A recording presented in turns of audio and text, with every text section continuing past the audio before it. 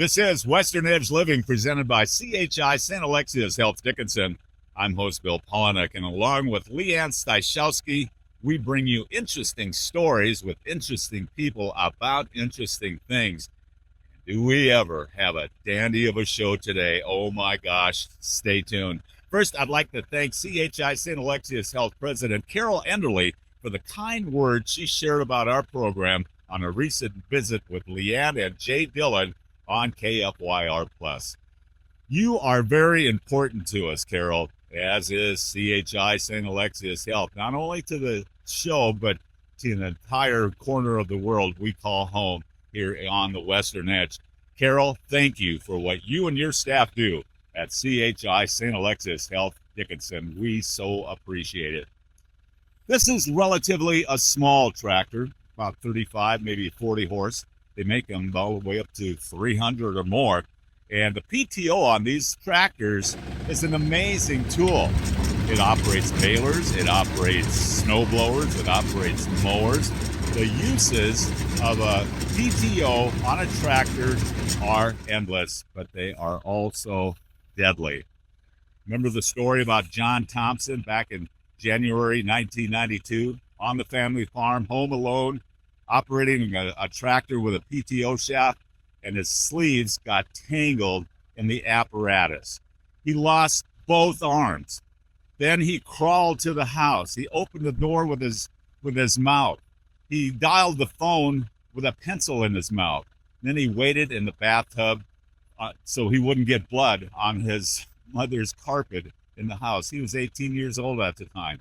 What a story. And the media frenzy that followed is one for the ages. Today, you're going to meet John Thompson here on the program, and we appreciate him sharing his story with us. Western Edge Living, presented by CHI St. Alexius Health Dickinson, starts now.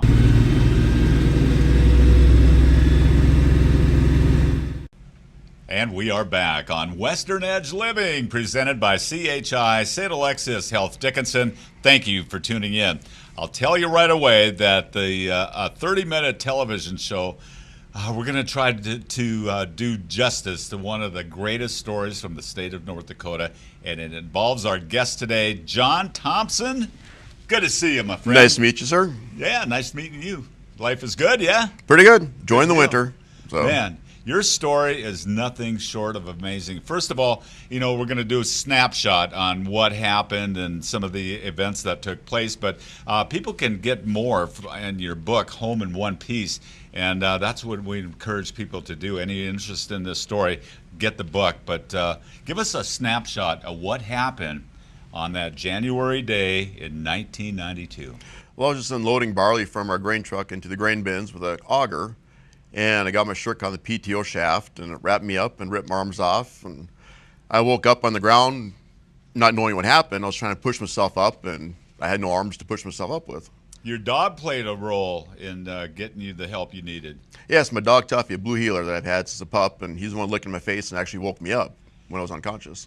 Did you know, at what point did you realize that your limbs were torn off? Well, when I was trying to push myself up, I realized there was nothing there. Then I looked over, and this arm was gone, but left the skin on it, so I couldn't see it. And I thought it was broke behind my arm, or behind my back. And I looked at this arm, and this one took the skin off. I just saw the stump, and then I knew what had happened. So from there, you made your way to the farmhouse. How did you open the door? Got down on my knees and bit the doorknob and turned with my head and got in. Went into the house, and you made a phone call. But how do you dial a phone when you don't have any limbs?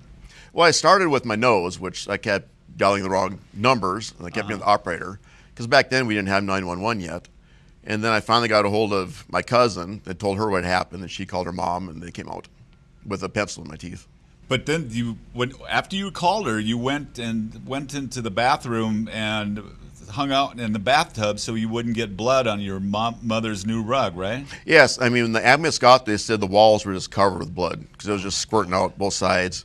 And my parents put new carpeting in the office about 5 years ago, and they ripped the old carpeting out, and they said the subfloor was just black from all the blood in the office where I was sitting at using the phone.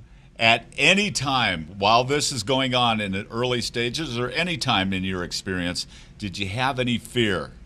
Never scared of anything. I was pretty much relaxed about everything. My aunt showed up, and we were just talking, and I had the shower curtain closed. She couldn't see me, and we're just having a normal conversation. I said, my arms are gone. She had no idea, really. She saw blood everywhere. And then I started getting really dizzy and was ready to fall over, and then she let me see. Then she opened the curtain and took a big gasp, and she calmed down. She picked me up and sat me on the stool, and I was leaning against her waiting for the ambulance to show up. From her to your parents to your initial care team to everybody involved in this process, I'm sure it was extremely hard on everybody. Very. Yeah. I couldn't imagine what seeing somebody in that condition. But the ambulance arrived, and you went to the hospital in Harvey. Harvey, right? correct. Okay. And then they flew you to Minneapolis.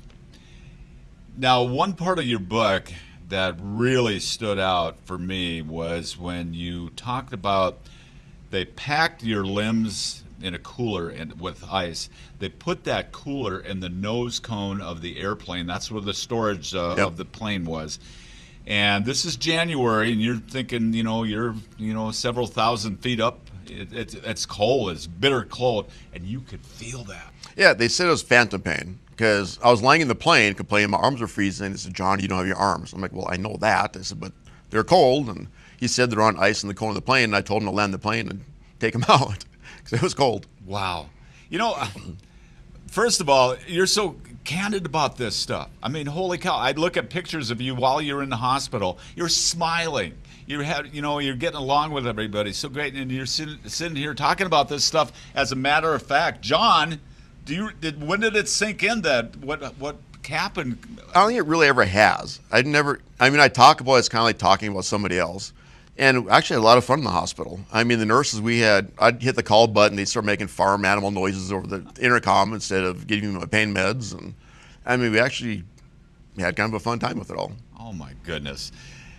Part of that fun included meeting some celebrities that came by to see you.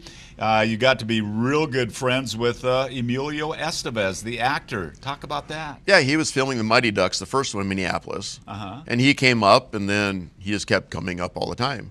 And because I was in the hospital for 6 weeks of the day, and then the last time he came up, I was actually able to walk. So I had to relearn how to walk and everything.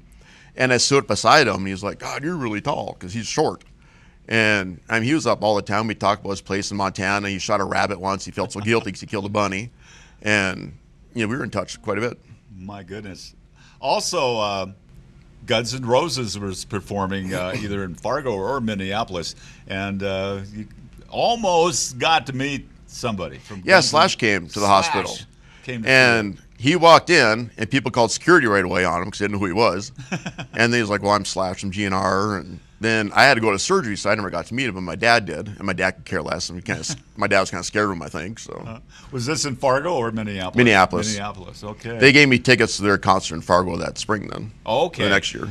Yeah. And then also Victoria Principal, who's quoted on the back cover of your book. You develop a rapport with her as well. Yeah, I talked to her almost daily. I mean, we talked a lot. And she's the one that got me to write the book first because we were going to base the movie off the book. So she really pushed me to do the book. So we did the book first, and then I didn't mention her in the book, and she was really offended by that. And I just didn't want to name drop her, say, oh, I know Victoria Principal, like use her for any reason. And she was just really upset about that and kind of ended the relationship. Wow. Who are some of the other people that you got to be? I know there was Kirby Puckett. He was involved. You're a singer, and talk about being a singer and meeting Kirby Puckett and the chain of events that took place after that. Yeah, we met him at a Twins game because they had me sing the national anthem for that at the Metrodome. At the Metrodome. And that was like 68 or 69,000 people. And that was really kind of fun. So I got to take all my family and friends to that and meet him and get a bunch of stuff. And oh, my goodness. So, and that was about the time the Minnesota Twins were on fire, but... Yeah, they were doing great, and then I sang for them, and that's when they started losing everything. So that was kind of a joke that I jinxed them, and I was never asked back. Yeah. And some of the other folks that you rubbed shoulders with, I apologize for my choice of words, but... I know a lot of politicians and congressmen, senators, tons of actors and actresses that I've met through the years. I do so many events and celebrity events and special things like that, and fundraisers where other celebrities are asked. I get to meet them there, and Yeah, we're going to just touch tons of on them. what you're doing now as far as public speaking. Staying fairly busy doing that as well. And what's the message when you do public speaking? It varies from everything. It first started out with farm safety, and then it moved on to inspirational and motivational speaking. Then it turned into keeping your sales up and how to keep your motivation and keep your sales going. And I mean, I've done from farm safety to the window washers union. I mean, just complete everything I've talked about. Yeah. So. The book is Home in One Piece, and it pretty much tells the story of your journey from the accident at the farm to sitting in this chair there today. But it hasn't always been exactly a pleasant experience, and we're going to talk about that. I know a reporter said something mighty. Use the word asinine. We're going to talk about that when we come back with John Thompson, our guest today on Western Edge Living, presented by CHI St. Alexius Health Dickinson. We are back on Western Edge Living, presented by CHI St. Alexius Health Dickinson. If you're watching this on YouTube, please subscribe to our channel and share it with a friend. As our story today is with John Thompson. Had a horrific farm accident in the 1990s, and during the break, you told me that you never had any pain, except for one, for instance. But you never had any pain, No. really? Never bothered me one bit. I mean, even when I was walking to the house after they were ripped off, my ulnar nerve was hanging out of my right shoulder. There's and a it was- picture of that in your book, by the way. Yeah. And it's swinging back and forth, and it comes up and sticks to my chest. And they said when I was in the emergency room, they'd touch it, I'd freak out, but I don't remember the pain. No pain and no fear. Not from the arms. So, Okay. But then, then they did a skin graft or something. the skin grafts, when they had to teach me how to walk and they first sat me up in bed, that was really painful. Okay. Going back to what we alluded to as we ended the last segment, it hasn't been all, a smooth road for you. What is the one weirdest question that any reporter or anybody has asked you? Probably a reporter from the LA Times in '93 when he asked me how I hold my when I go to the bathroom. So then I threw him out and I said, "We're done with this." And Was there any other questions similar to that, or? nothing like that one. Now there's a lot of dumb questions, but that Yeah. was the. And then you find you're taken aback and you're surprised by how people have treated you. A lot of people get emotional. Tell some of the stories and the requests that you've had from people that want to touch you, basically. It's people like to put their hands on me. I've had a gal from Florida. She wanted to send her son up here just so I could touch him and heal him. And people thought I could heal people. My mom made a comment one time that my son's not Jesus Christ, and that was a firestorm. I'm sure. So we're trying to fix that, and people just have this expectation that I can do miraculous things, and I'm just a regular person. Wow, you're so candid. I can't get over that. You're so matter of fact about all this stuff. Man, crazy. I'm really impressed, actually, with your story. And Home in One Piece is a book you wrote, and you also have touched on a children's book that you're aspiring to do. Yes, I always wanted to do one, and I finally started writing it down last year.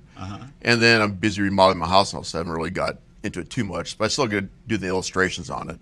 But it's just a book about having courage and stepping out and other people following your courage or taking from it. Okay, and do you gather those thoughts to write in that book from your experiences? Not really. It's just kind of something I always want to do to make kids that don't really have a whole lot and don't really think much themselves, that they do have it within themselves to do great things and the courage to do whatever they want. Wow, I'm sure you're inspiring kids who, deal with bullying and things like that. Very much. Wow. Along with an author, you also had an opportunity to get a recording contract. I know you like to sing, and on your Facebook page, there's all kinds of videos of you singing at various venues. And you mentioned you sang at the Minnesota Twins, the national anthem. And tell us about the recording contract. Oh, I love to sing. And then About 10 years ago, I made a CD for my parents, of me singing, recorded for them. And I have my own YouTube channel that I have a bunch of stuff on. But I did that for them and just been doing it ever since. Wow. So, But the recording contract, did that I not didn't get to appeal? do it. It was out of Minneapolis, and I was living up here. And the first summer I went to do it, I was actually working on the demo for them. And that's when the Twins asked me to do the national anthem. And so I put that ahead of it and Wow. never got back to it. You're also a motivational speaker, and we talked about that, and you've got some engagements in the future. What's the message when you want to, tell a group of people, leave them with something? What do you try to portray? I really don't try to portray anything. It's what they get out of it. They keep saying I'm a motivational speaker, but I'm just telling them my story, and they just get motivated by it. One big thing I try to push is for people to get involved with their EMS, their local volunteer programs, their firefighters and ambulance, and supporting them and donating money to them because they're very short on funding, and just supporting that kind of stuff. And just knowing that whatever you want to do is within yourselves, because people, I could never be that strong to do what you did. It's within everybody. There's nothing special about me whatsoever for what I did. It's just within us all. That's the strongest conviction I've heard from you about the EMS and donate to them and how you're not special. So humble about this whole thing. That's amazing. And what do you want to leave as far as a legacy? When people think of John Thompson, do you want them to remember your ordeal, or how do you want to, people to when they look back at you and your life, what do you want them to think? I was worried about them more than anything. Wow, what an amazing story, John. This is unreal. Gosh, you got so many moving parts to your life. I don't mean to pry. I don't want to get personal or anything, but being a karaoke singer in a bar is not a way to make a living. Are you doing okay? Not doing too bad. I'm on, I woke from the hospital. They put me on disability right away. And they said, well, if you get shoulder movement, we'll be happy, but you'll be able to work. And so I was just living my life that I couldn't work. And then I started working for a farmer in like 2014. And he's like, you can do things. I was hauling hay for him. He kind of pushed you too, didn't he? Very much. I never pumped my own gas. And then my truck ran out of gas. I'm like, I need you guys to fill me up. He's like, we've seen you haul hay and run the skid steers and everything. You can put your own gas in the vehicle. And it was no problem for me to do it. But he actually said I could do it. And nobody ever really told me I could. Wow. There's, as far as your limitations today, you've got a special apparatus in your car or anything like that? There is, but I don't need it. It's don't just need it. like a suicide ball, but I can drive without them. And being a farm kid in North Dakota, driving is, we learned that at a very early age. In your recovery, when you were home from the hospital, you were pretty adamant about getting behind the wheel of a car, and your mom was kind of giving you a little pushback on that. she was against it because I just bought a car with a stick in it, and that I couldn't drive, but I have my old one left. And I just got out of the hospital. I was able to get it started, but and when I started driving, I drive to high school, but I couldn't open the doors, so I had to have the secretary come out and open the doors and let me out to go to class. And when I was done, they'd put me back in the car, drive back home. My mom would let me out. And Wow. So yeah, I mean, that's very important that the farm kid gets behind the wheel, and we do that when we're like 6, 7 years old. So, gosh, what's something that our viewers would be surprised to know about John Thompson? I'm really approachable. A lot of people think I wouldn't be, but I'm used to people coming to me all the time, and I love talking to people. I'm an extremely shy person and really don't like being around a whole lot of people, but yet I do, as long as they respect me enough to keep the distance a little bit. I mean, I'm not there to talk the whole time with them. And if you see me out public, you can come and say hi to me. I'm more than happy to talk to people. And Wonderful. Your mom and dad, how are they doing? doing great. They're still on the farm. They have it rented out and They're in good health? doing well. Okay, and you're in Minot. You've been remodeling your house. I know to schedule you for an interview, it took some time because you were trying to get your house buttoned up. Trying to do that, then I had to get a hold of my lawyers to make sure I could talk about my book, because when that first came out, I had a publisher, and they were supposed to do all this work for me, and they didn't do anything for me. And then he decided they didn't want to pay me anything, so I had to take them to court and sue them, and we got like pennies on the dollar out of it. Then they put a gag order on me, so I went to republish the book with new publishers. I couldn't talk about the previous one, so it scared everybody off. and we had movie contracts lined up. I couldn't talk about the lawsuit, and so it scared all the movie contracts away and just blew up my whole Wow. plan. And I think you, in order to do this interview, you wanted to consult with your legal team before coming in and talking to me. Yeah, I had to make sure I found out before I came that the guy I sued died. So the gag order was lifted. I can talk about why I didn't do the movie, why I never republished the book, and everything now. We are going to continue this conversation until the batteries are dead in the camera at some point here, because your river runs very, very deep. Your story is inspiring. I'm honored to meet you. I remember following your story, there's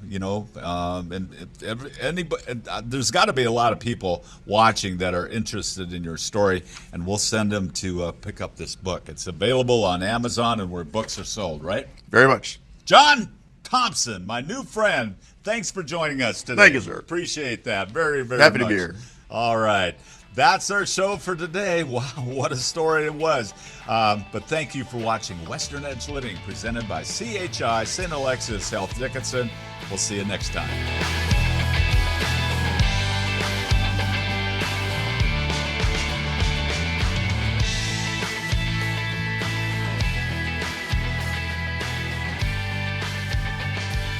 Western Edge Living.